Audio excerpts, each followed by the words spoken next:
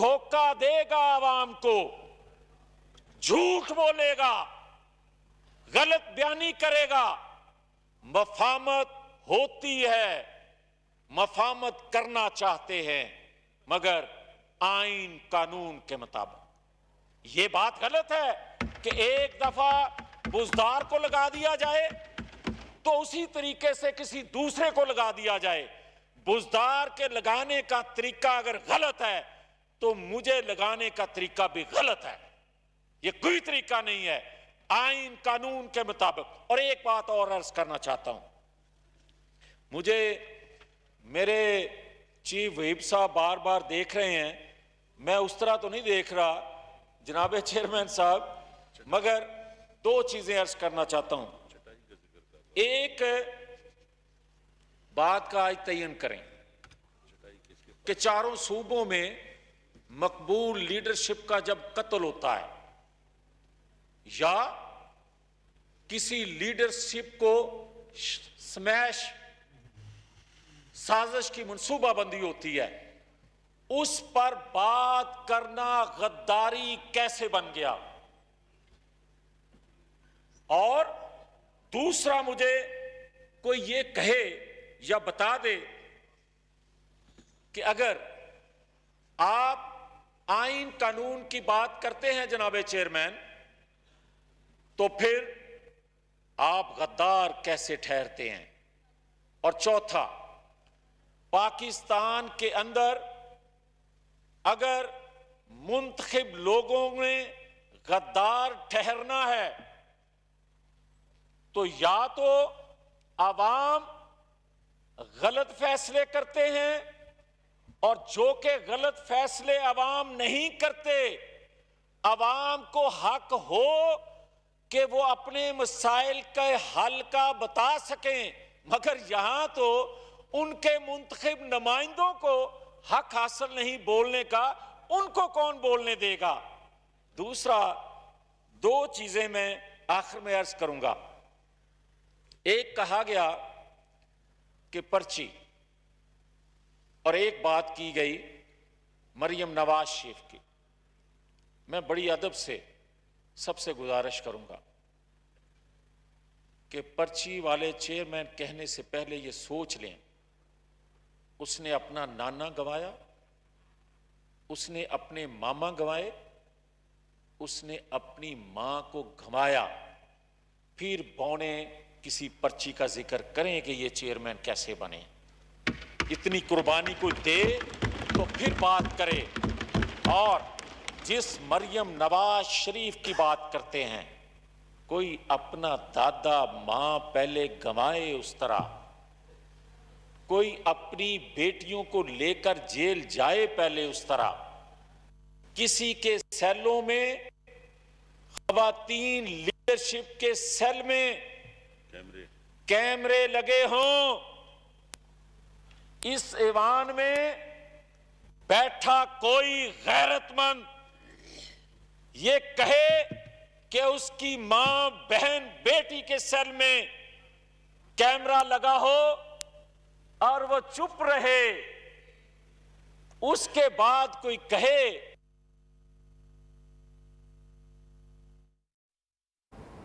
कौमी असम्बली इजलास जारी है और जावेद लतीफ इजहार ख्याल कर रहे हैं।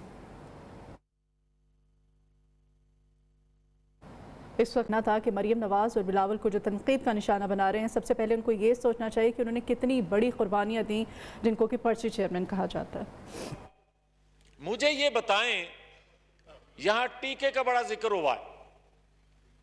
मेरे मोहतरम नहायत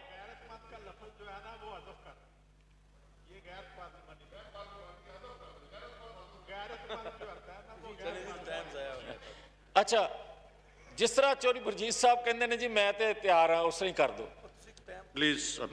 मैं ये बात अर्ज करना चाहता हूँ जनाबे चेयरमैन साहब, मैं बड़ा मुझे एहतराम अदब है आपका। मैं ये अर्ज करता हूँ कि यहाँ टीके की बड़ी बात की गई। इमरान खान साहब ने फरमाया कि जब मुझे इंजेक्शन लगाया गया तो मुझे अस्पताल का स्टाफ जो था وہ حوریں نظر آ رہی تھیں. مگر خدا کا خوف کریں, آپ نے تو 3 سال اس قوم کو جو ٹیکے لگائے ہیں, اس قوم کو دنیا جو ہے وہ دوزخ نظر آ رہی ہے. آپ بات کرتے ہیں چٹائی کی. میں کسی تفصیل میں جائے بغیر صرف اتنا اپنے وزیر صاحب کی خدمت میں عرض کروں گا کہ سامنے اور پیچھے چٹائی بچھانے کا تجربہ رکھنے والے بہت ہیں, ان سے سیکھ لیں چٹائی کیسے بچھائی جاتی ہے. شکریہ. تھینک یو جی. جی محترمہ زرتاج گل صاحبہ جی.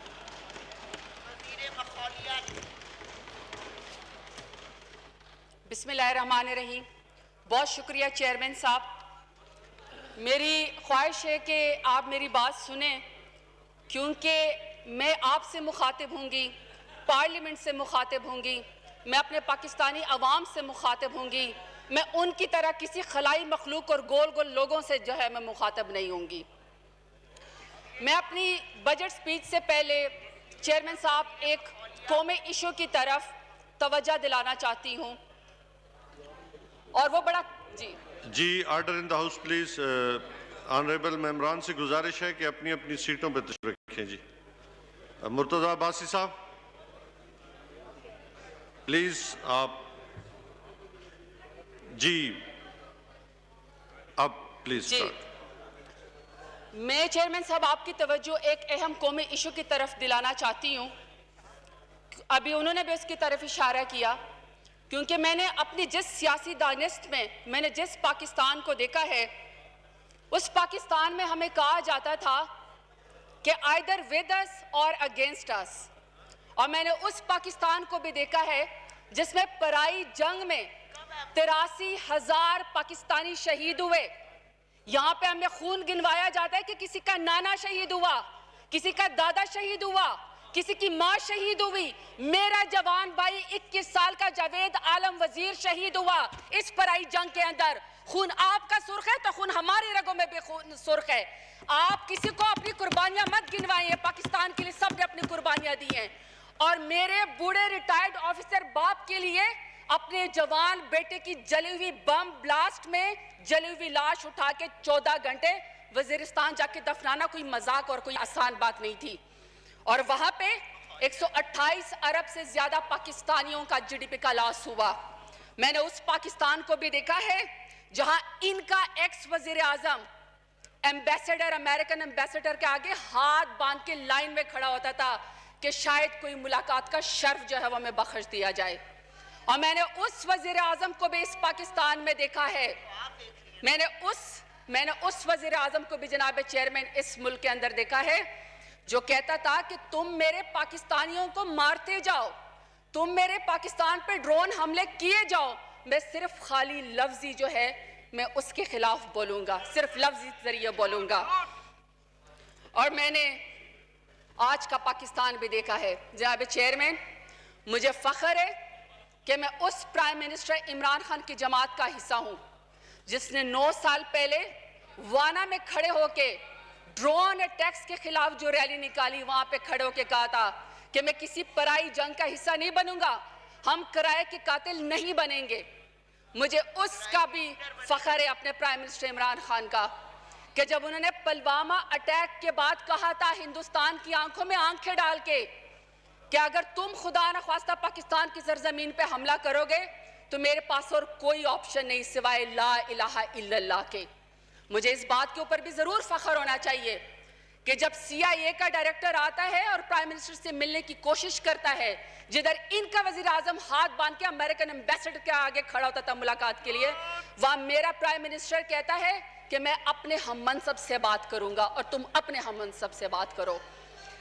مجھے ضرور فخر ہے کہ جب فورن ایجنسی کا اینکر ان سے سوال کرتا ہے کہ کیا تم اپنی سرزمین کو افغانستان کے خلاف استعمال کرنے دو گے, کیا تم اپنے اڈے سی آئی اے کو دو گے افغانستان کے خلاف, تو میرا پرائم منسٹر کہتا ہے کہ ڈیفینیٹلی ناٹ. یہ ہے وہ پاکستان چیئرمین صاحب, یہ ہے وہ پاکستان جس کا وعدہ اور جس کا خواب ہم نے 26 سال پہلے اپنے پاکستانیوں کو دکھایا تھا کہ اب ہم سر اٹھا کے چلیں گے, سر جھکا کے نہیں چلیں گے, اور اب سر اٹھا کے چلنے کا ٹائم ہو گیا, کیونکہ یہ پرائم منسٹر عمران خان کی حکومت اور لیڈرشپ ہے. اور مجھے خوشی ہے کہ جس سے بھی اپنے حلقے میں ملو وہ کہتا ہے خدا کی قسم پہلی دفعہ اپنے پاکستانی ہونے پہ فخر محسوس ہو رہا ہے, گرین پاسپورٹ کی پہلی دفعہ عزت ہوئی ہے.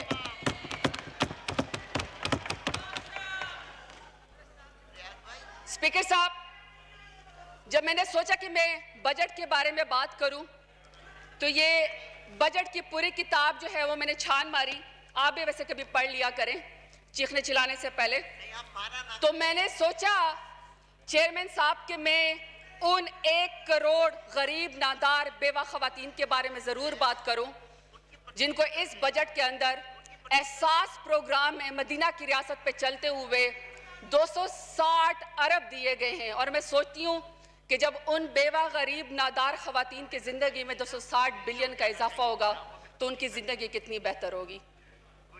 پھر میں نے سوچا کہ مجھے چیئرمین صاحب 900 بلین کی پی ایس ڈی پی کے بارے میں ضرور بات کرنی چاہیے. Highest P S D P ہے کسی بجٹ میں, کہ جب شہروں میں پروونسز کے اندر جب کسی شہر میں گلیاں بنیں گی, روڈز بنیں گے, جب ڈیولپمنٹ ہوگی تو کتنی ریجنل ڈسپیرٹی اسے ختم ہوگی, ضرور ہمیں اس کے بارے میں بات کرنی چاہیے.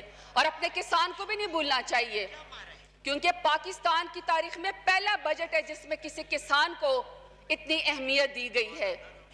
اور ہمارا کسان جو زندگی میں پہلی دفعہ 1.5 لاکھ کا قرضہ بغیر کسی سود کے استعمال کر سکتا ہے, 2.5 لاکھ سے زیادہ کا قرضہ بغیر کسی سود کے استعمال کر سکتا ہے, اور 53 بلین کی 53 بلین کی پہلی جو ان کے لیے بجٹ رکھی گئی ہے جس میں 12 ارب کی سبسڈی ان کے اوپر خرچ ہوگی اور باقی جو ارب ہے وہ ان کی زندگی کو بہتری کرنے کے لیے اور کسان کارڈ کے لیے استعمال ہوگی.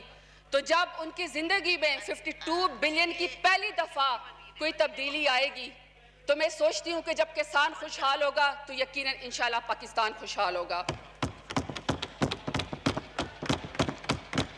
ہمارا جو ایک سرکاری جو لوگ نوکری کرتے ہیں, سخت مشکلات کے باوجود چیئرمین صاحب ان کی تنخواہ میں 10% اضافہ ہوا ہے, لیکن خوشی مجھے ڈیلی ویجز کے اوپر ہے کہ اس کی تنخواہ میں 17,500 جو ہے اس کو 20,000 بڑھا دیا گیا ہے. یقیناً اس کی زندگی میں جو ہے اس سے بہتری آئے گی.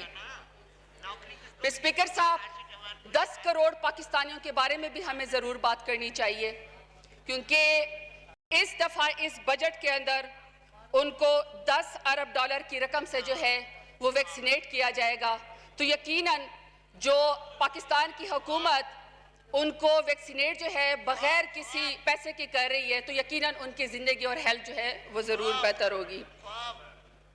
اسپیکر صاحب, اگر میں اپنی سپیچ کے اندر موسمیاتی تبدیلی کا ذکر نہ کروں تو یقیناً یہ زیادتی ہوگی, اور یقیناً آپ کے ماحولیات کی فکر نہیں تھی, فضولیات کی فکر تھی. میں بڑے اچھی طریقے سے جانتی ہوں. آپ اپنی فضولیات پہ توجہ دیں, ہم اپنی ماحولیات پہ توجہ دیں گے. تو اسپیکر صاحب, ہماری جو موسمیاتی تبدیلی ہے وہ ساری دنیا کو پتہ ہے کہ پاکستان ان 10 ممالک میں سے شامل ہے جن کو موسمیاتی تبدیلی کو یا کلائمیٹک چینجز کی وجہ سے سب سے زیادہ تھریٹ ہے اور ولنریبل ہے کلائمیٹ انڈیکس کے اندر. اور ایک اندازے کے مطابق موسمیاتی تبدیلی کی وجہ سے پاکستان جو ہے 3.8 بلین $US کا نقصان جو ہے وہ اٹھا چکا ہے, اور $2 بلین کا سالانہ موجودہ جو ہے وہ نقصان اٹھا رہا ہے. یہ ایک سروے کہتا ہے.